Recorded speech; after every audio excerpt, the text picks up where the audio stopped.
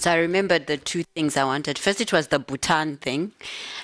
So Bhutan is in Southeast Asia, but I did a quick Google to see what's going on. I can't find anything. It is a low income per capita country, according to World Bank, but it seems to be doing pretty well actually. It's a kingdom. It's a small country in Southeast Asia. It's a kingdom. So it's an anomaly. So it's one of those the anomalies. They've got high investments, which I don't know, or maybe they're still on their growth path. Maybe they're still growing, and if we visit Bhutan or this data set in another 10 years, maybe it will have shifted from where it is to that. Because they were talking about since 2008, which is quite recent, that it gained some kind of sovereignty or something. So that's quite recent, yeah. Can you really define Swaziland then? Swaziland. I couldn't. I found South Africa. South Africa is here. And then I also found this interesting Cabo Verde, and that's Mauritania. But then this is Cape Verde and Mauritania, and their islands. Swaziland, no. But I think Swaziland was, if I last checked, was in this bunch here. In this bunch. But anyway, so the other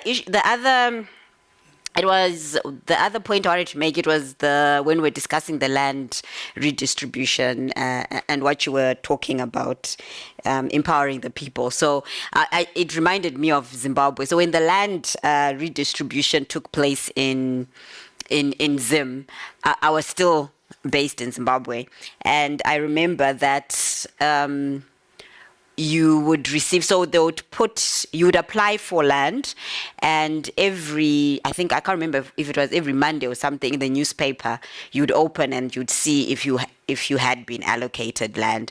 And the one lady that I was working with at that time, and she lived, she was the secretary of the company I was working at. She got land. Her and her husband got land, and she was so happy. So then I was like, oh, okay, that's great. So what are you going to do with it? And she's like, I don't know. No one is a farmer in my family. So that was, so I don't know what the strategy was, how they were reallocating or redistributing the land.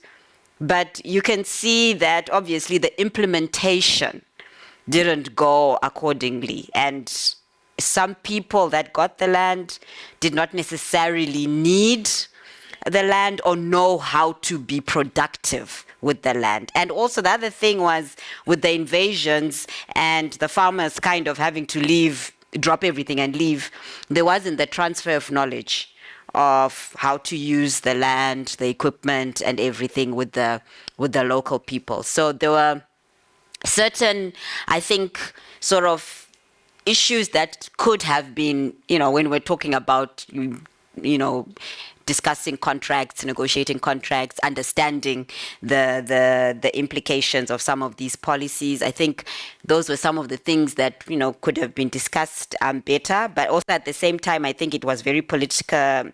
It was very political as well with the war veterans, because they also really felt they felt that they were being excluded in this whole land redistribution, which is what then led to the land invasions as well. So anyway, yeah, it just triggered those memories for me. And I just remember feeling very disappointed. I was very disappointed in this person, because I thought, she was a good person. She was, I guess, a good person, Yeah. I want to tell you what you're saying. What you're saying, there was a certain way in which the specific structure. So you have the coffee shop,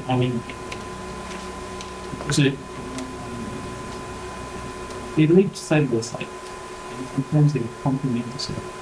So you have the rural concepts, street people rights, and then the district councils. So when you become independent, you now go to district councils. So you find that in the same country, rights next in the council. So there was kind of they became these people. But what was happening, the commercial farmers were supplying the subsiding the industries with produce. And most of the produce was the states, the national funds, managing the distribution between rain and the people. So there was some kind of a system that was in place. And we, as Africans, we left to school, we were educated, then this is a 1925. This is traditional Zimbabwean. We are white collar jobs. We go to work, we come back home, we earn the money, because that's the system.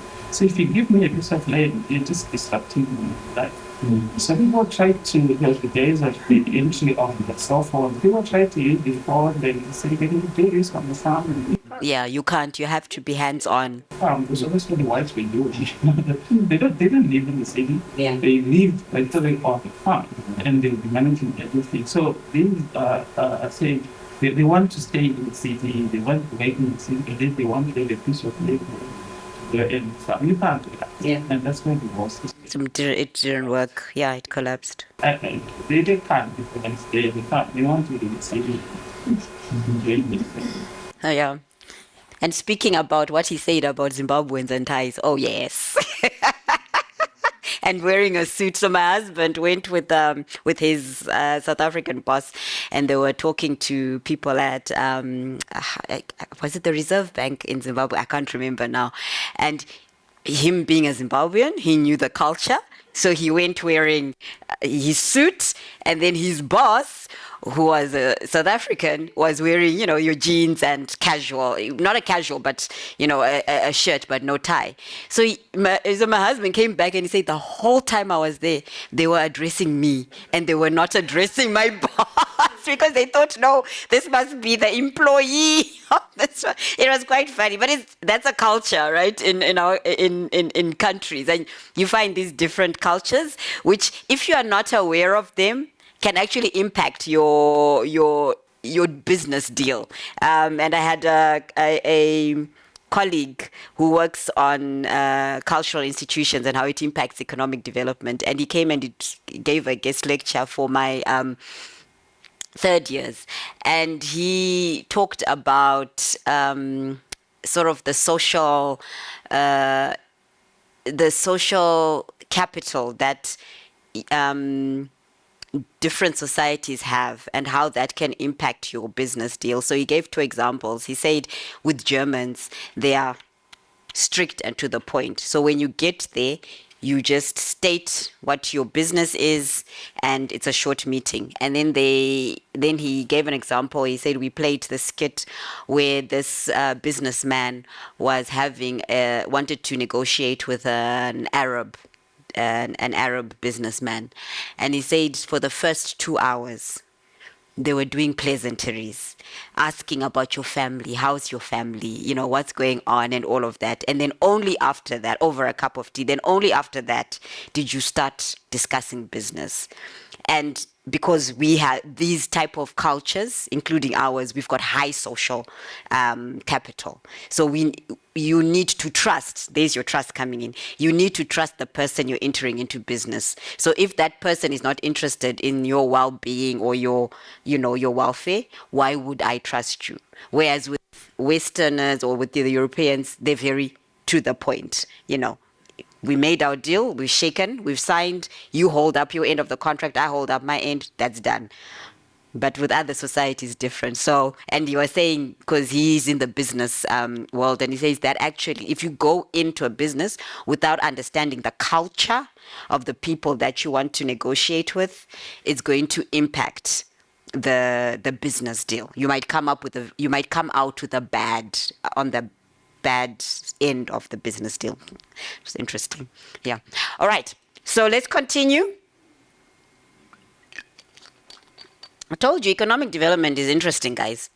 So many issues are, interact with economic growth and development. Okay, so the previous empirical evidence that we saw highlights the ability of Solow's models, right? We were able to agree with the predictions of the model that yes, indeed, high investments typically we should see that countries with higher savings should have higher income per capita, and we were mostly able to prove that with the few anomalies that we picked up. Similarly, with the population growth rate, the predictions are that if your population is growing at a faster rate, then you're able to accumulate your capital, your income. Those countries will have lower income per capita. And again, we were able to show that with the data, the global data that we have. Now, what we want to identify is, because there's this heterogeneity in income between countries, how well does the model actually predict that countries that are below or that are poorer should be growing fast enough or accumulating capital at a faster rate than the countries that are already rich? And if that is the case, we should be seeing this inequality gap in the world getting smaller and smaller. And is that what we're observing? So if we go back to our transition dynamics, these are two countries. This is country A, this is country B. So you can imagine country A as South Africa, country B as Botswana. As you can see, initially, when they started, and because they are, and both countries are growing on the same steady state. So if that's the case, Botswana's investments in its physical capital should mean that they increase at a faster rate than South Africa, and therefore they should grow.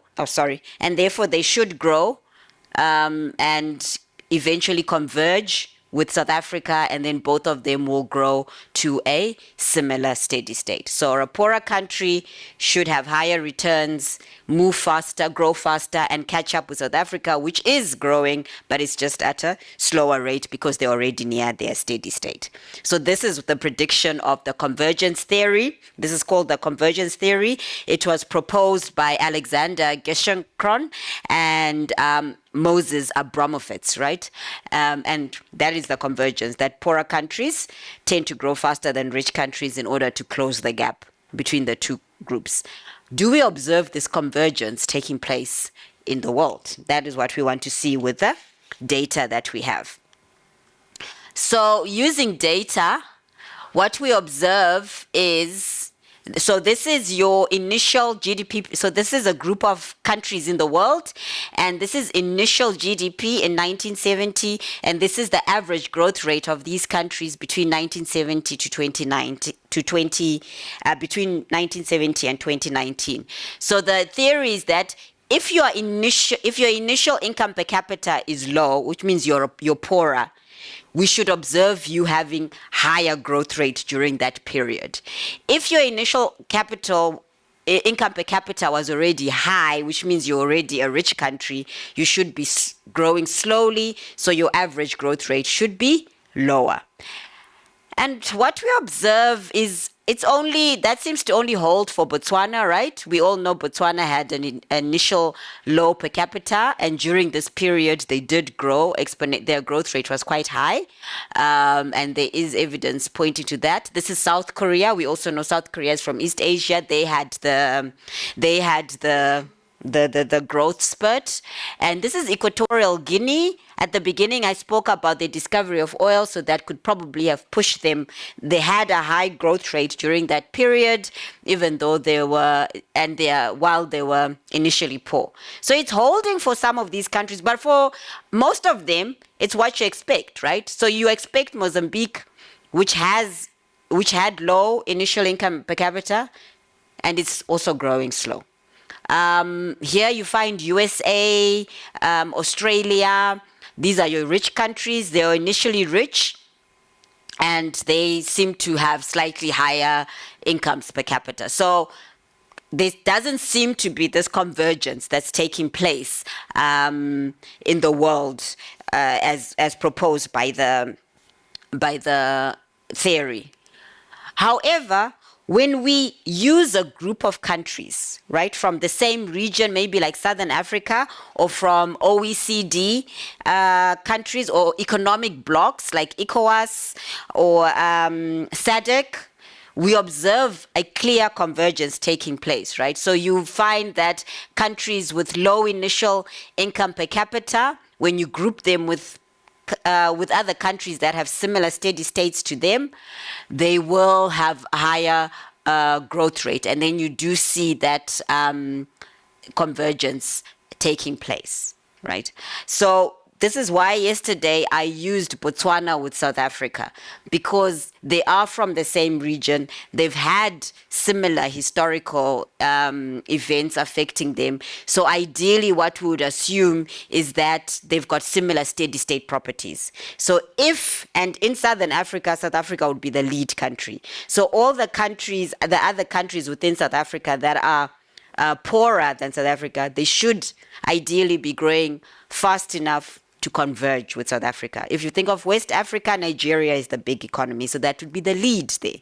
So all the neighboring countries within Nigeria, because they also had the same, they've got similar steady states, they had similar shock of the slave trade, they also had their colonialism, they had, they've got the sort of similar conflict issues which are spilling over into their countries. So their properties are similar. Therefore, we assume that the poorer countries within West Africa should be growing fast enough to converge with Nigeria. And you probably will observe this when you do that. But if you lump a group of countries together from the developed and the developing countries, you're not going to observe this convergence taking place. So what we do observe in the world is conditional convergence. And it is conditional on the fact that the countries have similar steady state properties. So again here, I've got Germany and United Kingdom. And then this is Botswana and South Africa. So you can see Germany and UK, they are moving together because they've got similar steady states, similar issues. They were both involved in world wars, and they are converging. And then you've got South Africa and Botswana. What we want, ideally, is for these two countries to move to there, to converge with the developed countries. That is where the question is, right? Is what else do we need to do to get the poor countries to shift and converge with the developed countries? And that is the question we continue asking ourselves today, because within our regions, in relative terms, we are seeing development. We are seeing growth within our regions. But now when we compare our regions with the richer regions, the gap is really wide. And this is why we're trying to understand how to reduce that gap. Yes, ma'am. Excuse me, with the UK, is it like all the four countries? Yes, it is. United Kingdom, yeah. They pull the countries together. It's difficult to get England, so they always put them together, yeah. Now, in trying to answer that question, Paul, I've got this deep thought about South Africa. Okay. That maybe, is it not the reason why our health and education systems are this poor? Okay, let's take health at this poor. They are trying to suppress population growth so that we can converge. Why are we living in this health system in South Africa? Whereas there is this theory that if your population growth or if your economic growth or your capital growth, let me be specific, grows faster than your population growth, then convergence can emerge. Yes. Maybe is it not so the case with our political principles? Let's discuss the next model, and I'm hoping that we might get more insights into that particular question on population, on your on your naughty thought about population growth. All right, so that's Solow's model. the strengths, and obviously the biggest weakness of this model is that technology enters exogenously. So because we don't know how technology accumulates over time, all it can do is offset the diminishing capital returns and population growth temporarily. But we want a model where we can offset the diminishing marginal returns constantly, right?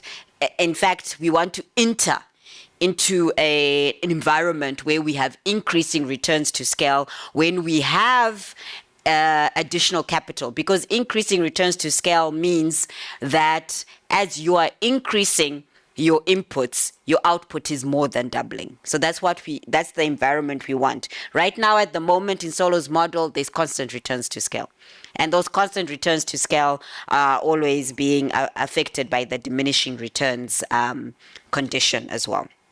So what we need now, and this brings us to the endogenous growth theory, what we need is a model or a framework that incorporates technology, right? That allows for increasing returns to scale that can explain sustained economic growth. So just briefly before we go into the model, let's understand the idea behind economics of ideas, or let's understand the idea behind let's understand the framework behind ideas, because ideas are a critical component in the endogenous growth theory, right?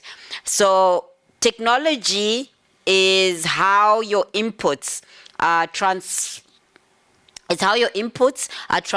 in the production process to produce output. And we know that with technology, you are just that much more efficient.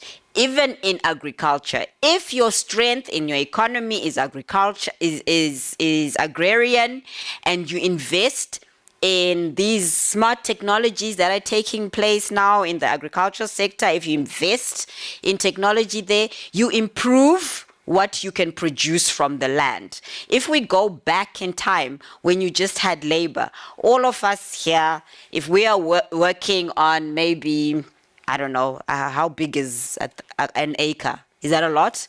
Or is, 3 acres. Okay, so let's say 10 acres. All of us working on 10 acres, we are able to produce, 1,000 maize cobs a day, right? When we plow and reap, or even when we are plowing, maybe it takes us 3 days to sow maize seed on this 10-acre field, right? And then someone comes up with a combine harvester that you can use, that will plow, that can also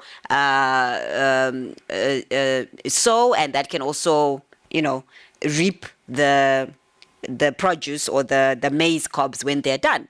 And this combine harvester can do 10 acres in 1 day. So now that means that while the combine harvester does 10 acres, all of us can move to another 10 acres and continue doing that, right? And this combine harvester only needs one person to drive it. But of course, that's where you get your creative destruction again, right? Where all of us now are out of a business except Carolyn, who can use the combine harvester. Okay, so but that's another model from Joseph Schumpeter. We're concentrating on this one. But that's how technology improves, right? And because you are now able to plow more acres, guess what? You've got more food, right? So this is the importance of technology. It makes labor efficient. And when labor is combined with the capital, the physical capital, your productivity increases, right? So ideas improve that technology index A that we saw in Solow's model. That's what ideas do, right? And why ideas are so critical to this model is that they are non-rivalrous. So no one is excluded from coming up with an idea. Ford's assembly line in the car production, it did not exclude other car manufacturers coming up car manufacturers coming up with a similar idea, right? This smartphone, this is rivalrous. It's excludable. Only I can use it because it's mine. But the idea that went into creating the smartphone, well, we know how many cell phone companies are out there that are making cell phones. Samsung, LG, Huawei, they're all there, right? So the idea to putting this together is not excludable. Anyone has access to that. So this is why ideas are very important in this model. And if you think about it, Isaac Newton came up with calculus. Do you think Isaac Newton benefited from his invention of calculus, which we are still using today? But he created it centuries ago. And we know the guy is dead and buried, right? So are those profits, are those benefits still accruing to Isaac Newton?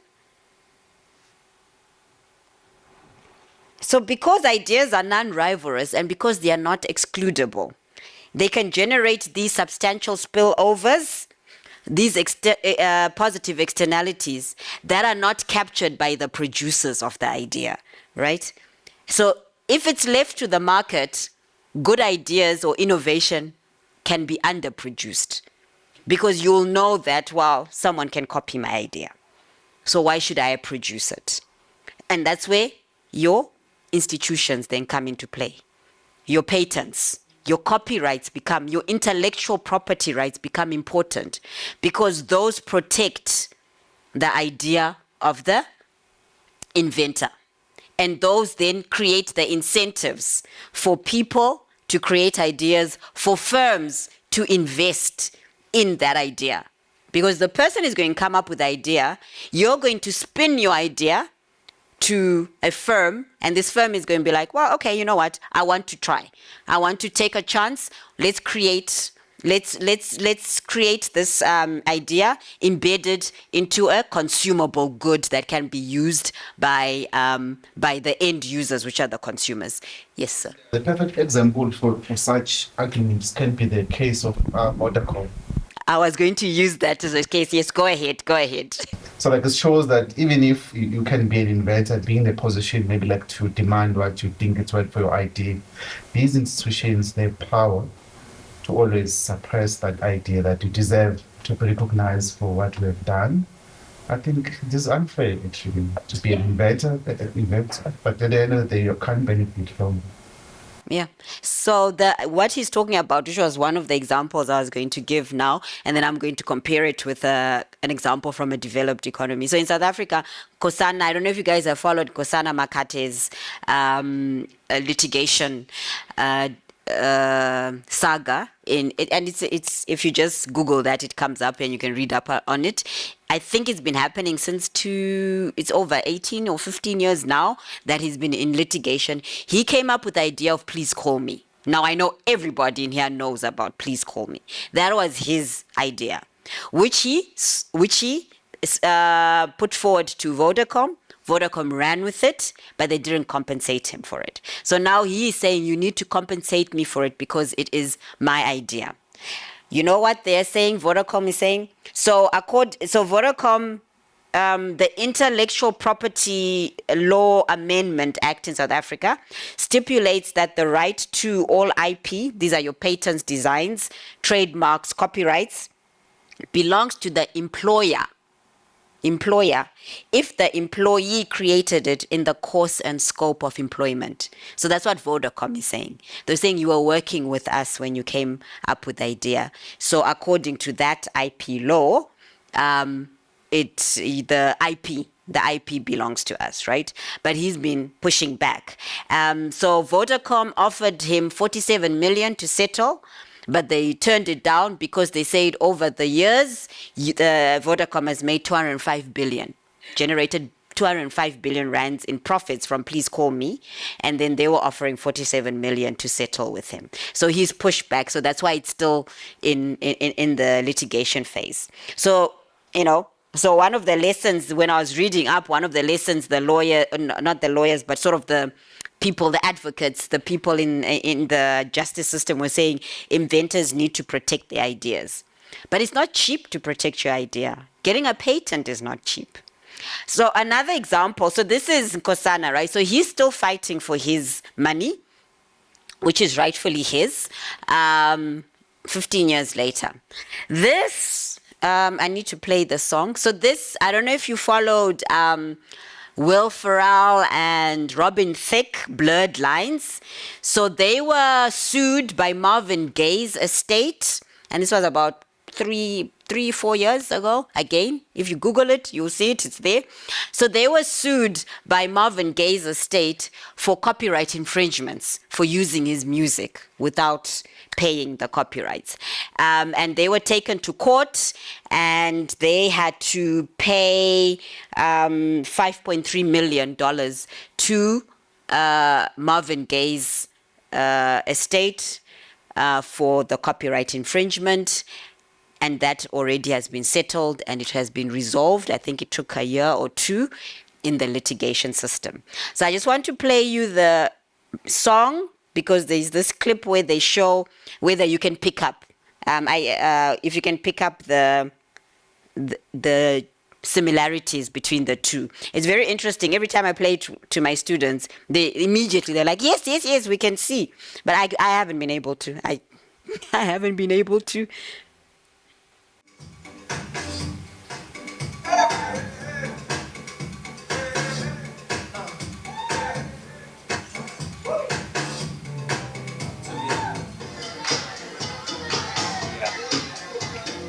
Is there a copyright infringement? Is it?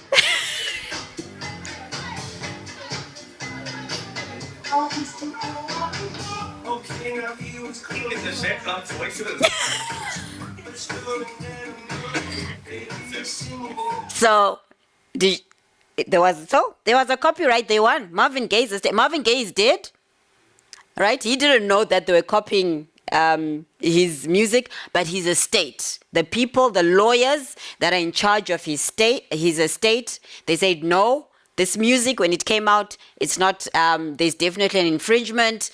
They sued them.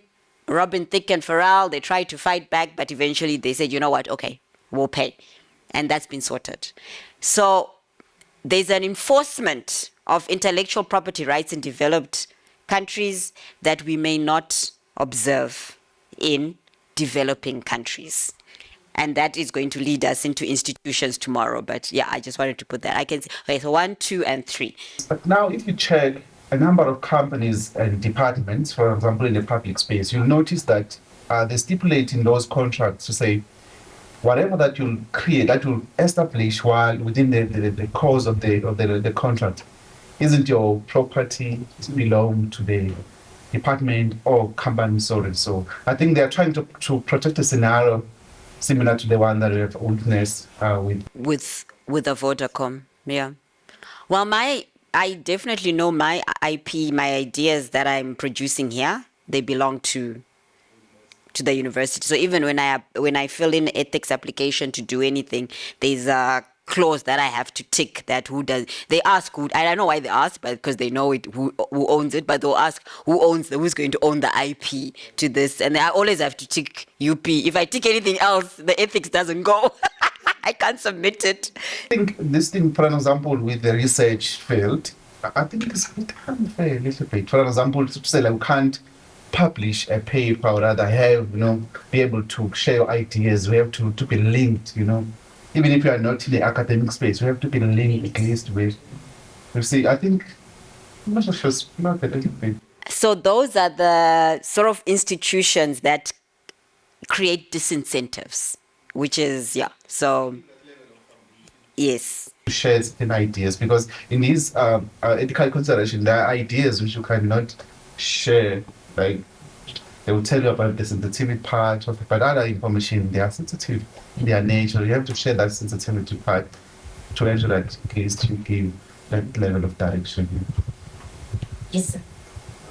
All right. So, there is something of interest So I love music so much, and especially with the new music. I'm a piano. That is why I love the music. They basically took Kwaito as is and repackaged it and brought it back. So when I listen to it, I relate to the music I grew up listening to. But every time I go to the streaming platform and check, because you can check who was sampled and everything, none of these piano acts acknowledge any of the original creators. Really? Yes. And what's of interest that at the period when Kwaito was big, the rights belonged to the three biggest music companies: Universal, Sony. There's a third one, Galo. Yes. So yeah, all of them, Blue Mandoza, if ever can mention. That's why most of them died with nothing. They were, even if a company like Kalawa, it was subcontracted to one of the big three, etc. So I'm of the view that because the waves are not yet international, the powers that be have not picked up yet. That there are these copyright infringements taking place. Once they start flying too high and make serious money, then there'll be a lot of lawsuits against them. So that also, because of this example of Marvin Gaye, actually gives me more or less a measure of how far we might be in terms of patents and licensing. Also included into that, I think we should also look at or view the question of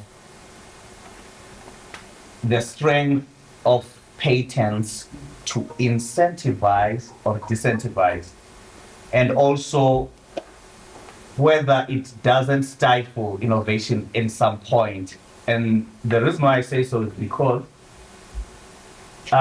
one of the reasons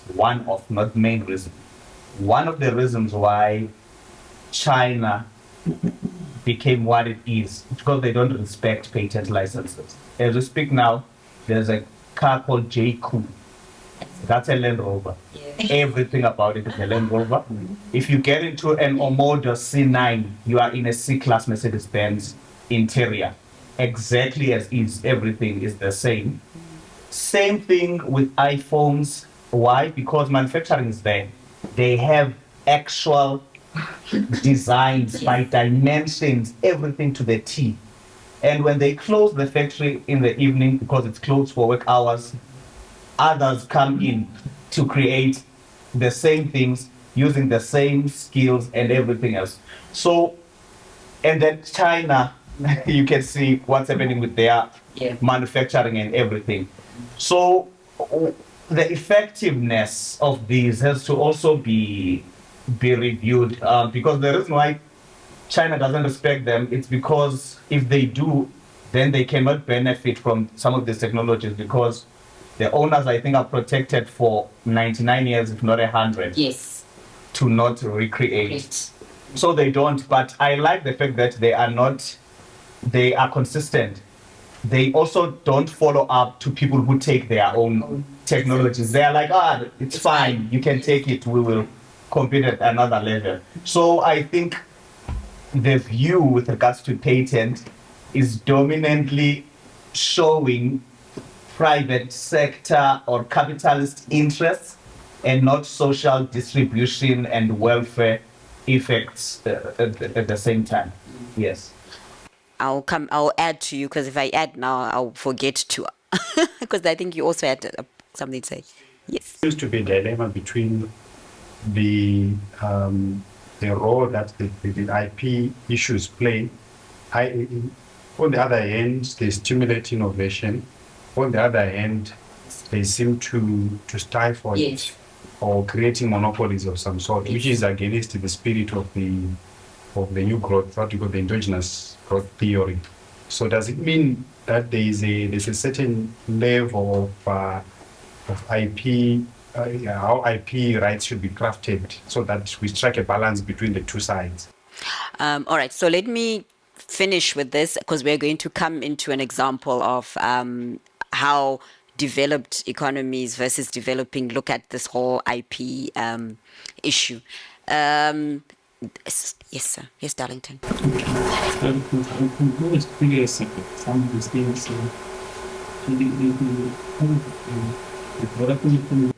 The Vodacom. trying to think how rich is this young lady who's fighting? How rich is Nkosana Makate? They were talking about his net worth, but I didn't actually look at it.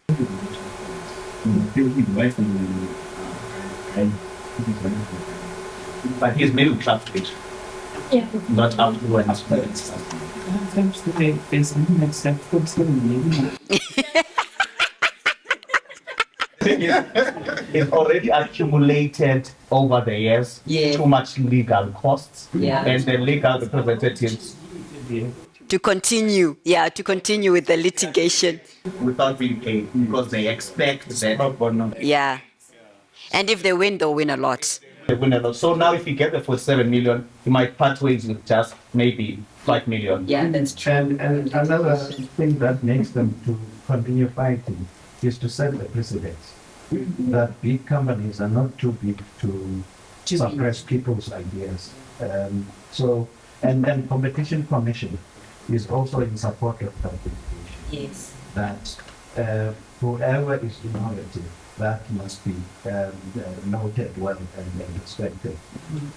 So it's a noble case that we are all looking. Yes, it is, and it's also exactly as you're saying that it's setting a precedence. It also means that they're going to have to reword the IP intellectual property laws, amend it, because right now the way it's written, this is why Vodacom keeps thinking, well, they're still fighting it because they are hiding behind that law that if you created something within the course of employment, it belongs to the company, right? But it was his idea, so he does deserve compensation for that.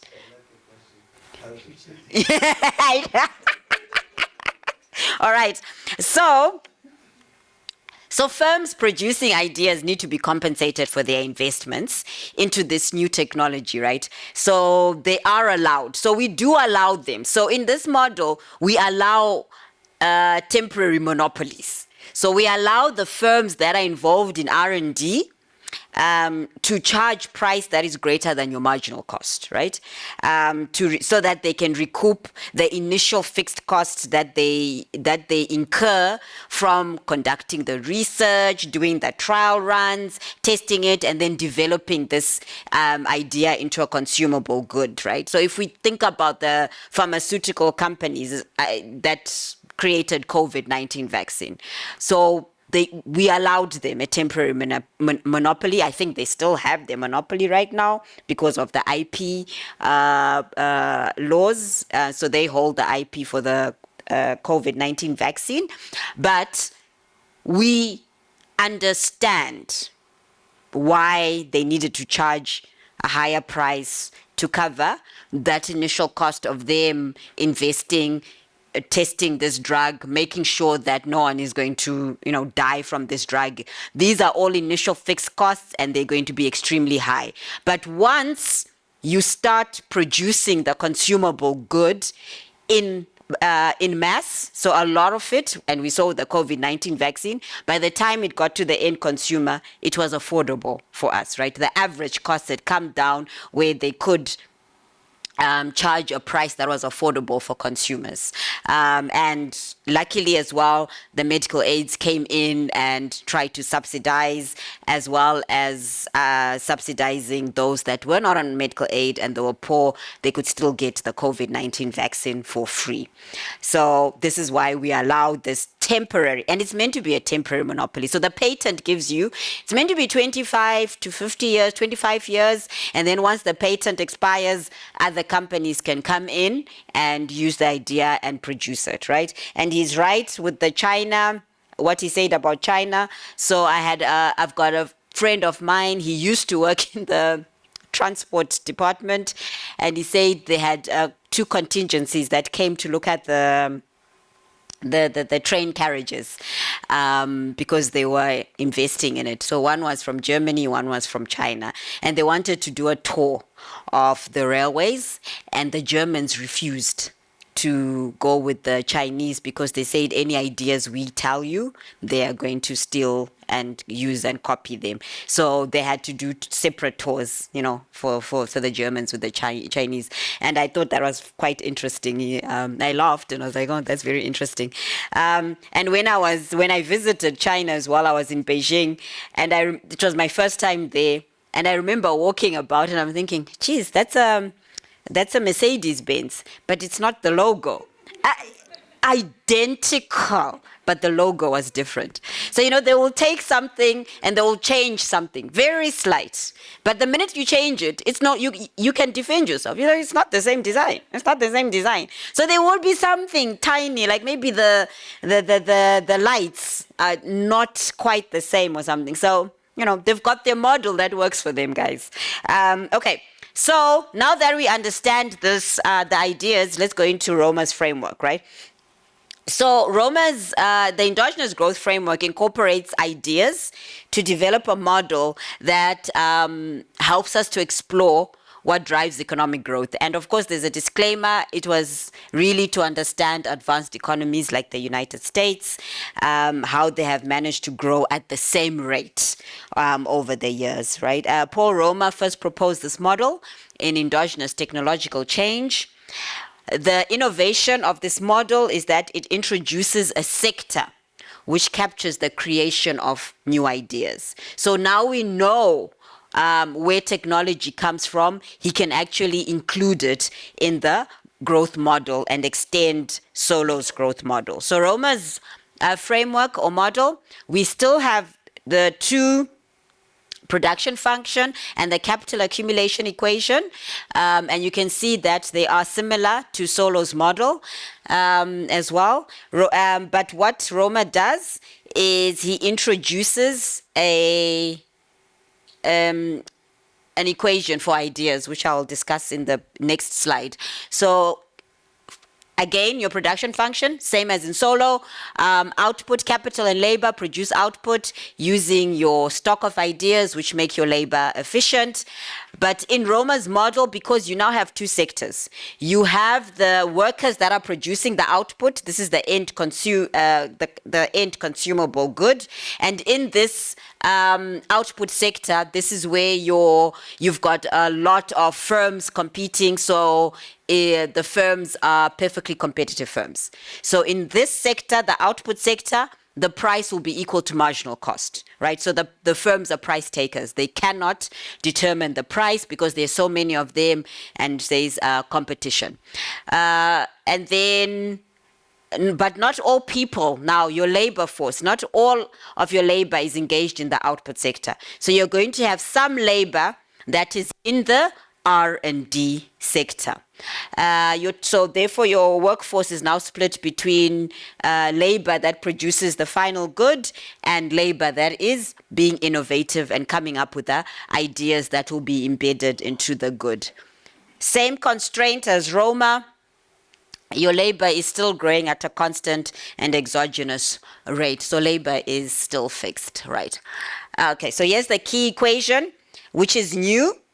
It's a production function for the accumulation of new ideas. So according to Roma, how do countries, how does the change of stock of ideas increase over time? So your change or your ideas accumulate because of the number of people, this L lambda. So that's the number of people that in the R&D sector that are discovering new ideas. So if you've got more people that are in the R&D sector that are coming up with new ideas, it's going to have a positive impact on the rate at which you accumulate new ideas.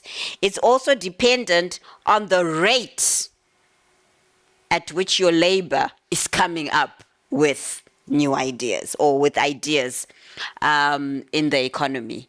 And then it's also dependent on the initial stock of ideas in the economy. So these are the factors that drive or that help us to understand how ideas are accumulated. It's your innovators or your labor that's engaged in the R&D sector. How fast are they coming up with ideas, and what was the level of ideas in the economy, the initial level? Because that's important, because remember, ideas sometimes come from existing ideas. You can come up with a whole new idea, but you can build up from another idea. And we've seen this with the telephone, right? We started with the telephone in the house. Now we are all carrying cell phones. Kind of the same sort of technology that has just evolved over time. So your lambda here is a parameter between 0 and 1. And if your lambda is equal to 1, it means doubling researchers will double the flow of new ideas. If it is less than 1, it means, yeah, there are ideas coming up, but you're duplicating ideas. So if you're duplicating ideas, that doesn't mean you've got 2 ideas in the economy. It's just one, because it's the same idea. So maybe someone at UP is working on a smart car, and someone at UCT is also working on a smart car. At the end of the day, it's just a smart car. So it's one idea. So if you are duplicating ideas, the rate at which you are going to accumulate ideas is also going to slow down. But if you're actually coming up with, innovative new ideas or ideas, that come from, that are an augmentation of a previous idea, then the ideas are going to accumulate at a faster rate in your economy. And then this phi here, which is next to the initial stock of ideas in the economy. So if your phi is greater than 0, then it means the productivity of research increases with existing ideas that are already in the economy. So there's the phrase standing on giant shoulders. So you are seeing further because you are standing on the giants of a shoulder. You are able to improve on the idea because there was already an idea that was in place, right? If it's less than 0, it means it's difficult for this economy to come up with new ideas based on the existing stock of ideas that's in the economy. If it's 0, then it means it's new research. It's completely devoid of whatever ideas are already in the economy.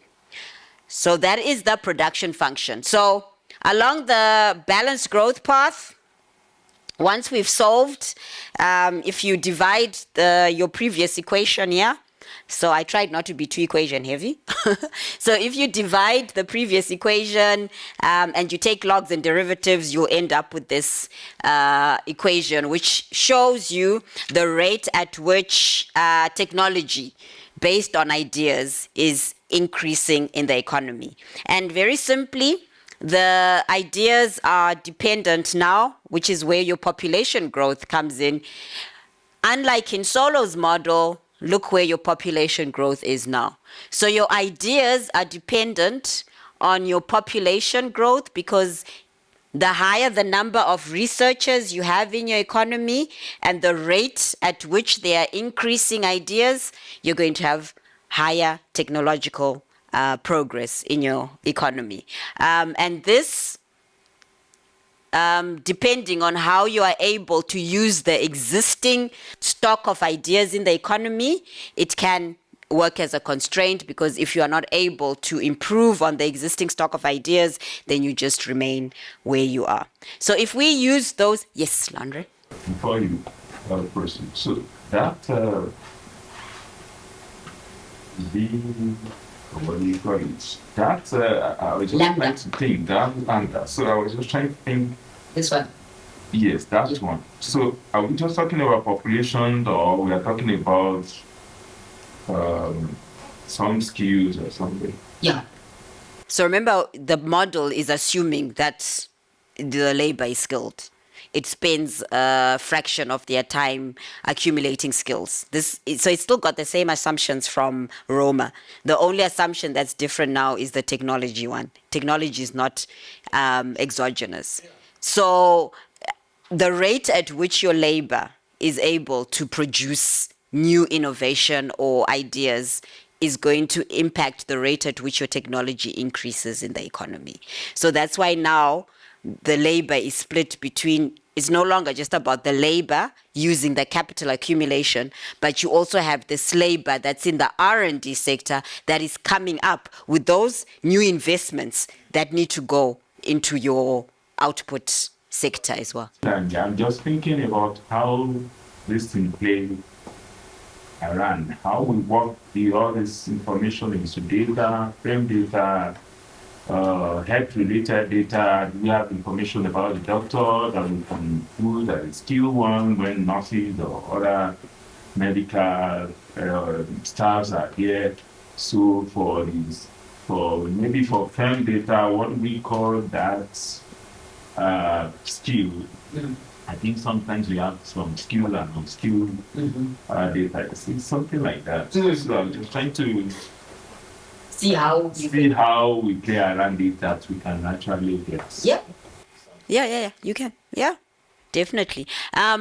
Obviously, the sort of, I think you have better opportunity, or you have better opportunity using micro data in capturing this than macro data, because at country level, I will show you now, we've got a variable that measures research and researchers in R&D percentage of the population. They've also got I think you've got a number of patents. It is available, but yeah, don't say because it's terrible data, because patents are not easy to come by. So it's only a few countries. This is World Bank. But I remember when. No. This is the World Development Indicators, because it's at a country level. I didn't go to the firm. Yes. World development has got both macro, and then you can also get the firm enterprise at micro level as well. So yeah, so you can capture, you can sort of try and test the hypothesis using empirical data as well. Yeah. Okay. So with our three equations, production, capital accumulation, ideas equation, we can solve for our steady state. And what you'll notice, because it's an augmentation of Solow's model, we still have Solow's effect taking place. So your capital accumulation is still critical in the endogenous growth theory. For countries to grow, you need to be increasing your savings, but you still have this constraint of, the savings should be ideally increasing at a faster rate than the rate at which your population is growing. However, this can now be offset by your R&D, by the rate at which your economy is increasing ideas, or the rate at which your economy is increasing technology, the accumulation of technology, because this is going to offset the diminishing marginal returns, often increasing population and the depreciation of capital when you start accumulating your capital. So that was Romer's steady state predictions. So countries that invest, have higher savings. Countries with a more populous economy that has more inventors.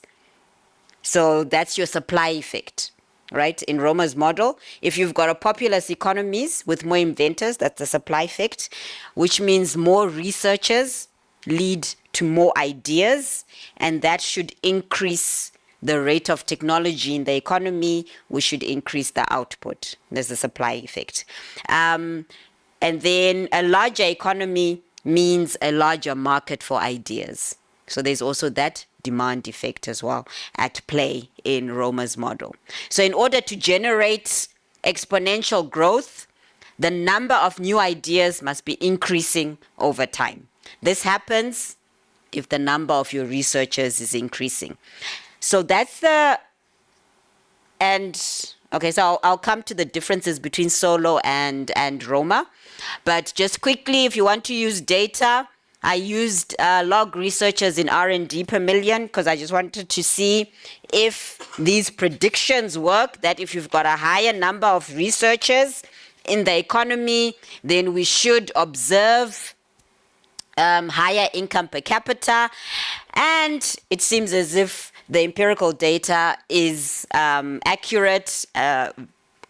This is Myanmar, Rwanda, Niger, Democratic DRC, Burundi, Ethiopia, Burkina Faso.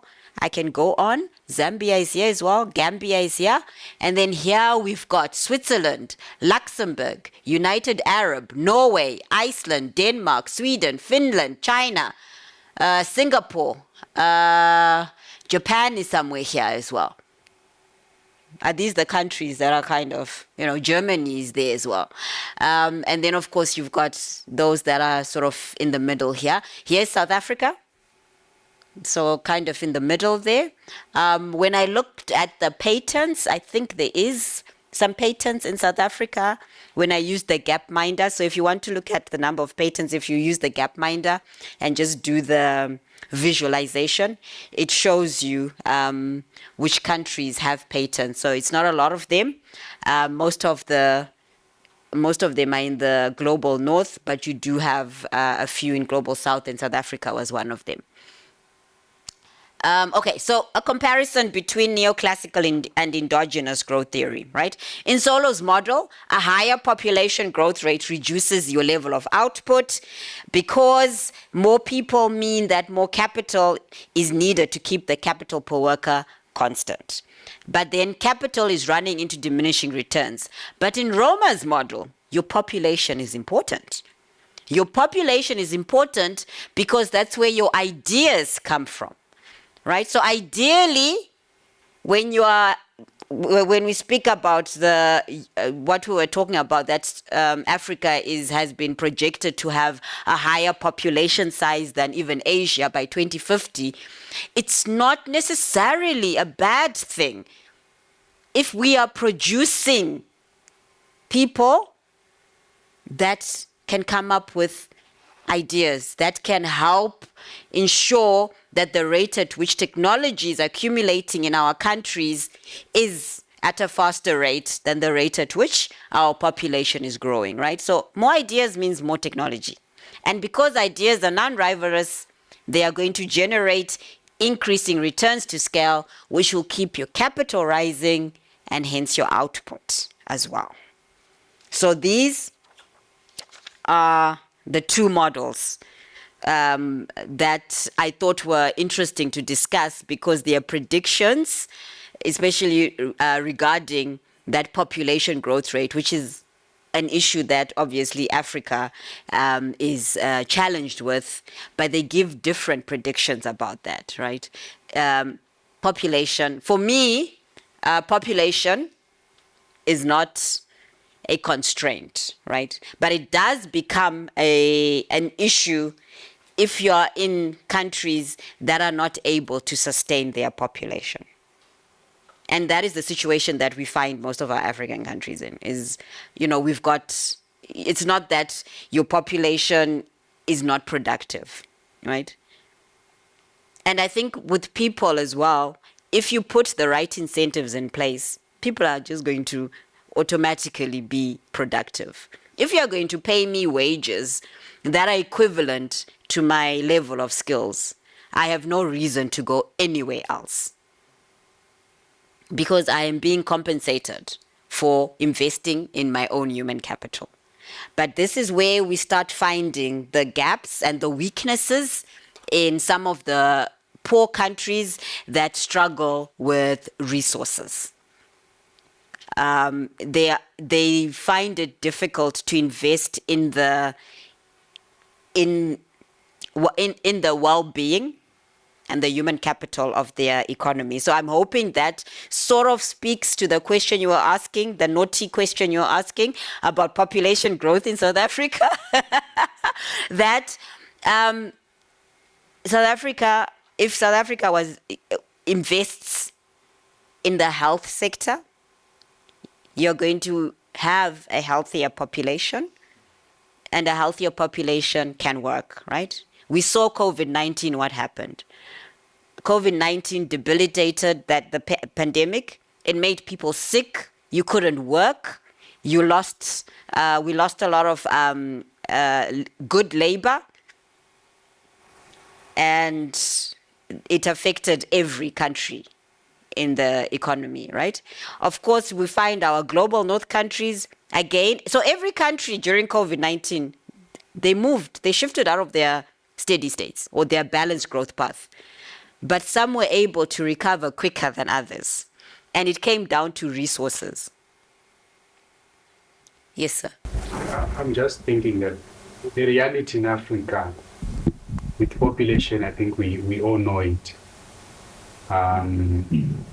With the higher population over the years, can we say that it has generated ideas, considering the low investments in education, the low levels of innovation coming from Africa? We are mostly importers of technology instead of exporters of technology. So I feel in reality, higher population growth is a problem in Africa. And in as much as it's not a problem in developed countries, I think in the African context, higher population is not doing us any good, because most countries are struggling to develop the human resource. And I'm just imagining, if the population continues to grow, if we could not empower or equip the existing low populations, so I'm not sure, but I feel the models that are advocated for low population growth, I think they were made for Africa. Okay. So let me give an example and we can discuss that. So China, right? Because of they were struggling with their population growth rate, so they implemented the one-child policy, right? So because they wanted to help the economy to catch up by implementing this to grow and catch up and start increasing its income per capita. And they kept that one-child policy for a long time. But now when you read about it, they've reversed it. Why did they reverse it? I think it's because they are able to equip their people with skills as compared to Africa.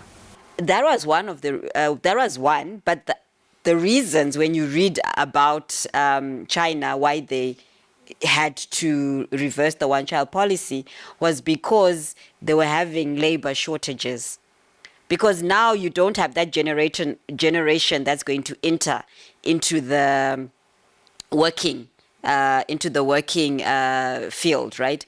What they had was now old generation and a young generation. And now people are not having babies, so you don't have enough labor to come into your the labor that is important and critical for producing the goods and services. They were now having the labor shortages, and this is also happening in several developed countries. So when you read about population demographics, you'll find that there are several. I think there's even one country that has negative population growth rate, which is quite bad.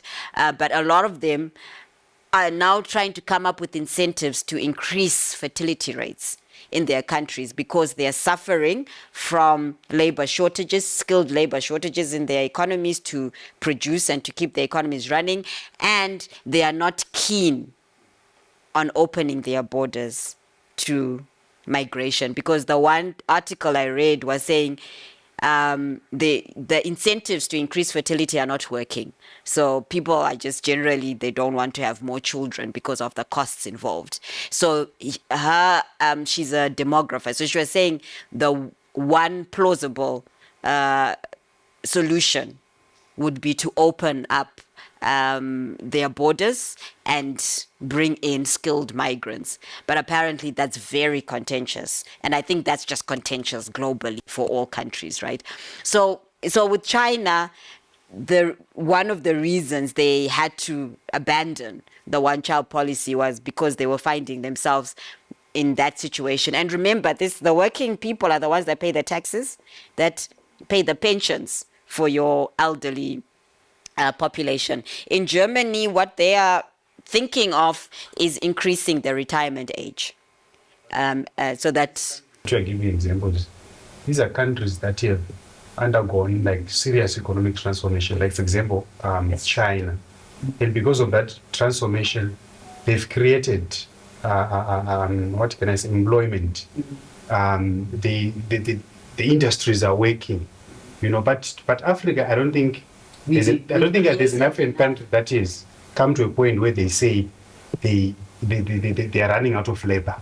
I don't think Africa has ever reached that point where we say we are worried that there are just too many jobs and there are not people to take. Yeah, we're always complaining about unemployment. Yeah, and we are complaining about unemployment because we've got a growing population that we can't absorb into the sectors, but we can't absorb them into these sectors. Is that because we are not investing enough in these sectors to grow these sectors, or are we like myopic? Is our outlook myopic about which sectors are important to grow over others? There's so many, these questions we can ask, right? So I agree with you that our population growth rate is a challenge in Africa, but I do also believe that we can try and harness returns from our growing population. If we can just create the right incentives for our population to invest in skills, but also for our economies to also invest in the necessary technologies and physical capital or infrastructure that's necessary. Okay, so I've got 1, 2, and 3. Yes. Another thing, just to add to what you have already alluded, if you check on the labor market, rather in these industries, they require severe experience. For an example, we find that there's a number of graduates who have graduated maybe for economics, in the economics field. There are opportunities for to absorb maybe like where the economy can transition from university to certain industries. But now they will be looking for 5 years experience, 3 years experience. How can you have 3 years experience while you are fresh from the university? And in university, we normally grab the theoretical part, not the practical part. We find that they are advertising posts now and then. If you check their offices, they are empty, not because they are willing to employ the skilled labor, but now they pretend as if there's no like skills that they can able to gather from this graduate. How then? This is very bizarre. Yeah, and to bring another dimension into what you said, there's a lot of evidence of labor mismatch, right? Where what we are teaching in tertiary education may not necessarily be what the industry is looking for, right? So SALDRU, I think it's based at UCT, they do a lot of evidence based on this, and they found that in South Africa there's this challenge with mismatched skills. So there's now this push for tertiary to work with the industry players to find out, okay, what is it that the employer is looking for, so that we structure our curriculum to allow our graduates to be able to enter the labor market. Yes, and then I'll come to. I think is maybe most universities in South Africa, they are not focusing more on building, the society. They are focusing more on the profit side of things. Why I'm saying that, you find that there is a cause. Everyone know, the graduate from this field, they are not transitioning into the job market. Yeah. But universities will keep encouraging students to enroll in those courses. How can you do just that? Yeah. And for some reason, I don't know why it is that everyone thinks, okay, once you finished high school, you must get a degree. What about our technicons? They're the ones with the practical. They teach the practical application, and we don't push that agenda as well. That a degree is as powerful as a technical or a diploma from a technicon. We need to do that so that we get those people with the interest and who are passionate about that to go into technicon and not think that, oh, I should have gotten an electrical engineering degree, whereas as an electrician, and also the technicons, Jermaine, the technicons, they're usually the ones that are the entrepreneurs that will start a little, job and employ one or two people to help them with their business. Yes, and I'll come back to you. No, I want to be too long on this because I think you have covered. I don't think population growth is a problem, but as you correctly put it, I think investment towards that direction to ensure that at least the population is productive is what is required, not the problem. I become very Agitated.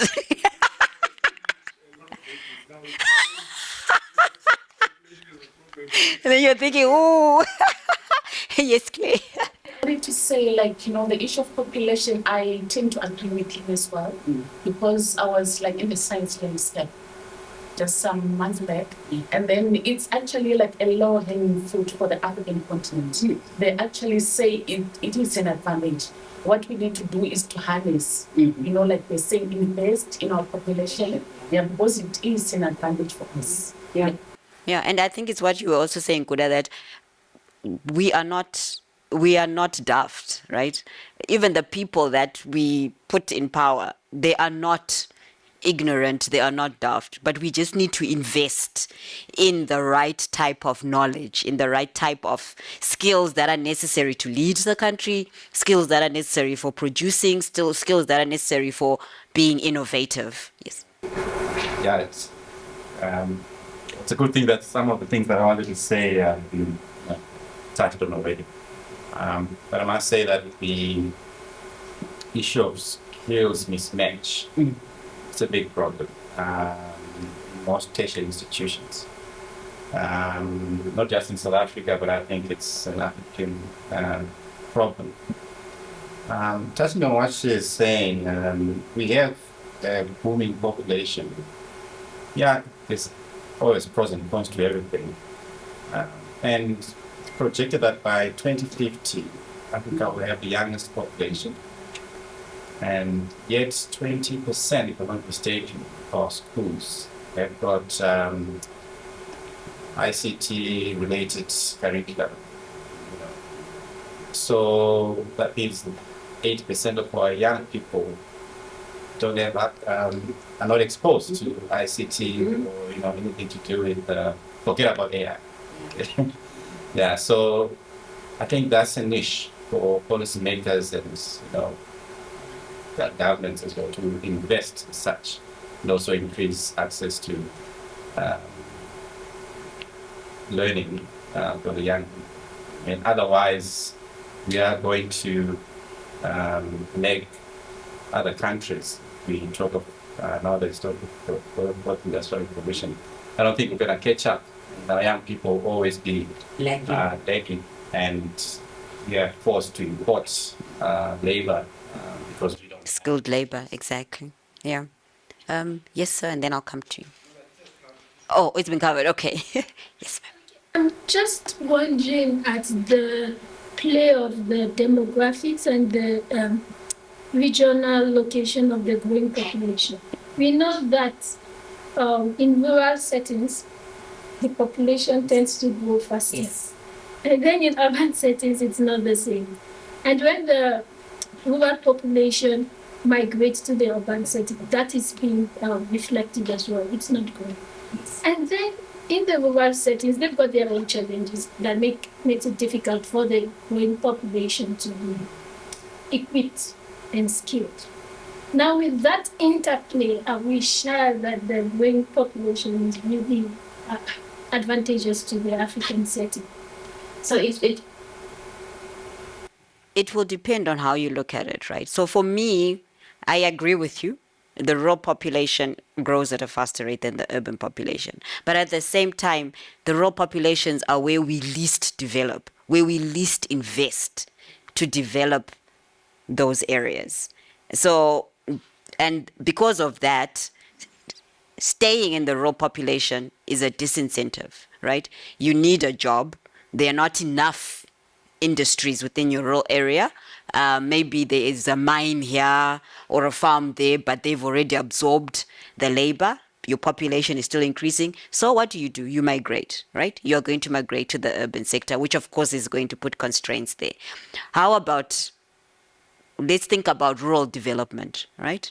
And developing our rural areas to create incentives for them to not need to migrate out of there.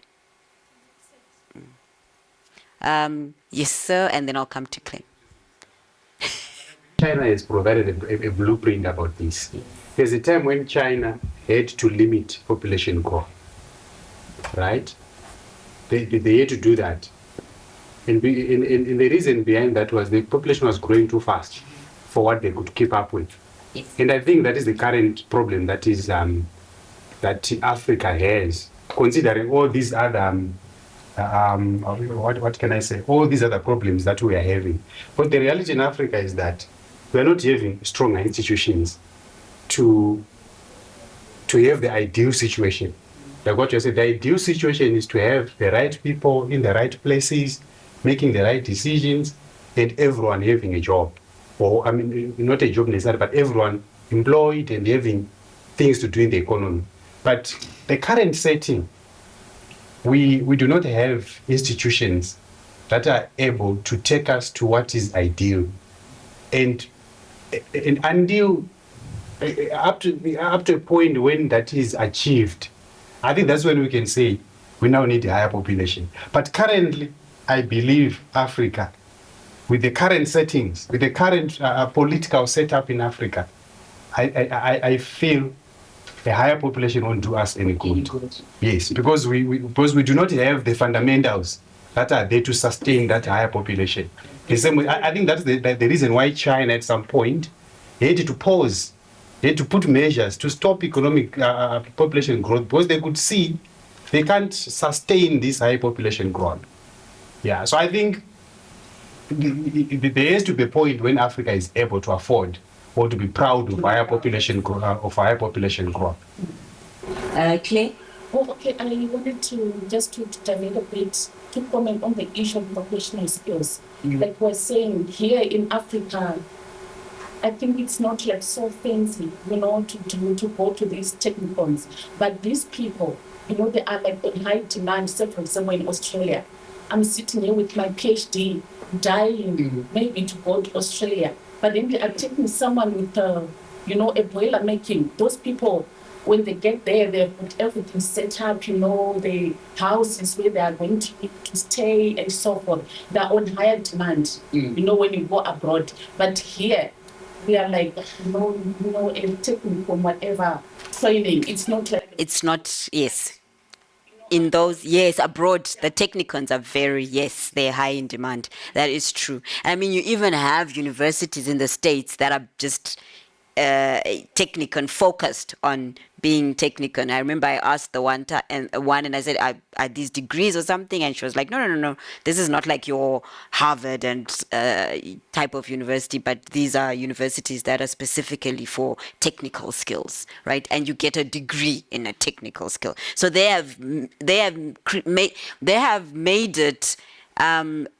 They have put it at the same level as a university, so that it's also like, okay, people don't have to think that, well, if I go there, this is a better degree when I put on my CV and I'll get a job. No, you then have these nice, and it also gives you broader options, right? For your growing population. And because you've got these options that you've put at the same level of importance, it's just automatic that you're going to have some part of your labor going into the R&D sector, into this technicon sector, right? So, yeah.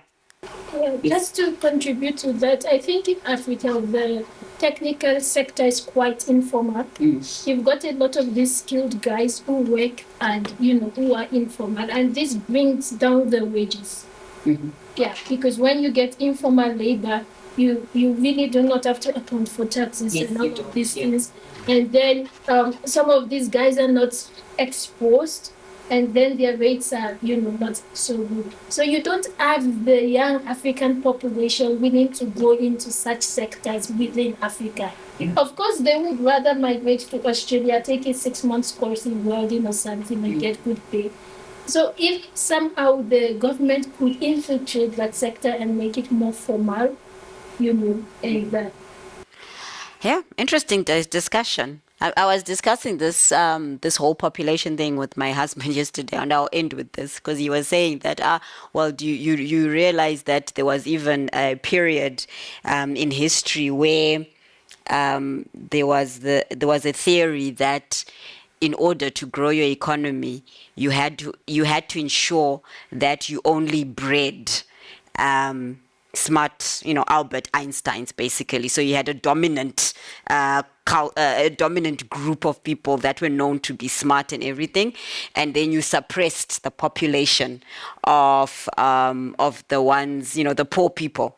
So the wealthy, their aim or their sort of a strategy was, we are the ones who are wealthy, we are the ones who are smart, so we need to suppress the population of the poor people because they are growing at a faster rate than us and they're going to overtake us.